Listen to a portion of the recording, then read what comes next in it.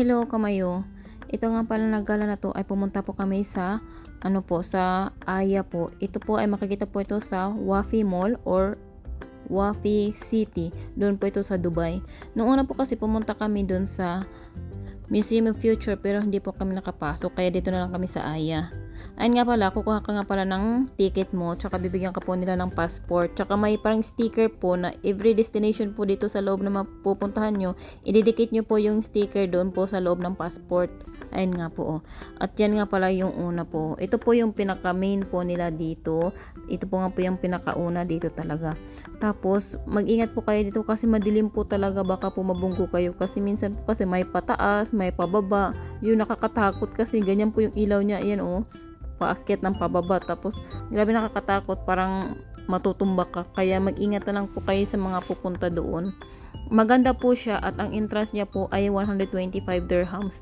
Worth it po siya sa price niya. Kaya lang kung iisipin mo, mahal po yung 125. Pero maganda po talaga sa loob. Opo, gustong gusto ko nga eh. Nag-i-enjoy naman ako kahit ano. Alam mo ba yung saglit lang siya? Opo, saglit lang siya matatapos kasi maglakad-lakad ka lang naman. Pero unlimited po siya kahit kahit paulit-ulit ka pong gumala dyan hanggang sa mahilo ka na. Pwede ka pong pumasok. Ayan po, sunod ng pinuntahan ay ang Harmonia. Ganyan po oh. Parang itong show po na ito, parang diyan ka lang po sa loob. Parang mga 3 minutes ata, 2 to 3 minutes ata ang show na yan. Mag-iiba-iba po ang mga ilaw na yan oh. Grabe, ang ganda-ganda, di ba? Puro po glass. Alam ba yung nakakatakot yung tugtog niya? Parang tugs. Opo, maganda. Ang dami rin tao. Tapos, pag exit mo naman po doon sa kabila, yung ibang namang pupuntahan. Katulad nito, ang sunod naman naman pinuntahan ay ang Flora. Tingnan nyo po, grabe, ang ganda talaga. Hindi ko alam kung parang alam mo yung sa ibang bansa, hindi ko alam kung saan yun. Parang may ganyan na, ang sarap-sarap higaan nung mga makulay na, na yan. Yung parang damo na makulay. Pero grabe. Yung hinawakan ko nga yan para siyang nylon na may ilaw sa dulo. Ganun po ang niya, itsura niya. Ito ang pinakagustong gusto ko dito sa lahat. Kasi, ay nako, ang grabe, ang sarap humiga doon. At ang sunod naman ay ang The River. Tapos, meron naman yung isa ay The Falls. Yan po. Pero, ang una nang pinuntahan ay yung sa kabila muna. Kaya lang, hindi ko po nakuha ng kung ano po ang tawag dito. Nakalimutan ko pong i-video. Kaya hindi ko alam ang tawag daw. Pagkatapos naman namin dito ay pumunta ka naman kami sa The Falls. Ayan lang po, parang yung may ulan-ulan na pupunta ka lang sa gitna tapos hawak-hawakan mo lang diyan yung tubig, yung parang ulan-ulan na tumutulo. Tapos ito naman po ang The River. 'Di ba ang ganda? Syempre nagkuha na lang ako ng video ng sarili ko. Yan, para naman may maano ako. Ginamit ko na lang din yung pang reels, no. Ang ganda kasi. Tapos ito naman po ang The Pool. Opo, pool. Basta, hindi ko alam para basahin. Basta pool. Swimming pool. Wow. Hindi naman pang swimming, no? Pool. Tapos, ito namang sunod ay ang Celestia. Ito naman po ay parang open lang po siya na open lang po siya. Hindi ka po mababangga.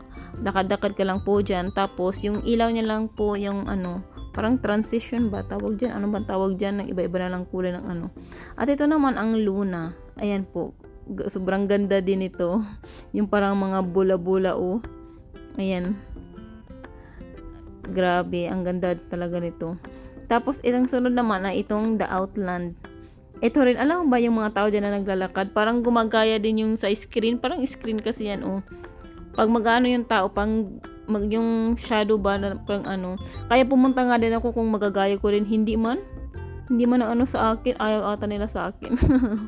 Tapos, ang sunod naman itong para siyang sana may tinabunan ng moon. Ayan nga ang ginawa ko yung una kasi hindi ko alam kung anong gagawin ko dyan. Pero nung nakita ko yung puting babae na ginalaw-galaw yung kamay niya, inantay ko talagang siyang matapos. Tapos sumunod naman ako, inulit ko kung anong gagawin ko.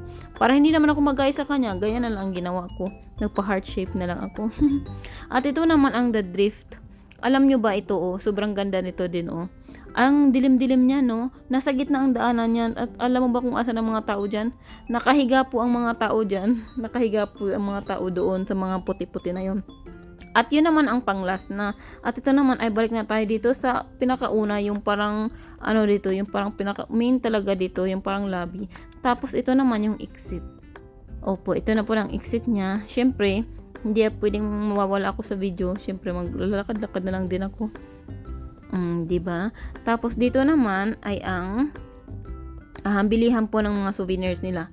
At alam niyo po ba, 2 beses po kaming bumalik doon nga pala doon sa sa galaan na yan sa loob, 2 beses.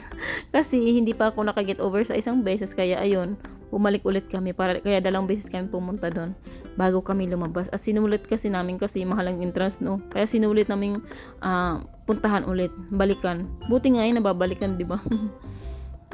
Tapos, iyan po, dito po kayo makakabili ng mga souvenir. Hindi ko nga din maintindihan kung mga souvenir na to. Hindi siguro ako nakaka-relate sa mga ganito.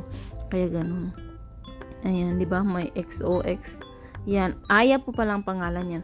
At pagkatapos namin doon, naglakad-lakad naman kami dito sa loob at may nakita kami yung ganito. Ang ganda niya. Oh. Yun lang. Bye, Kamayo.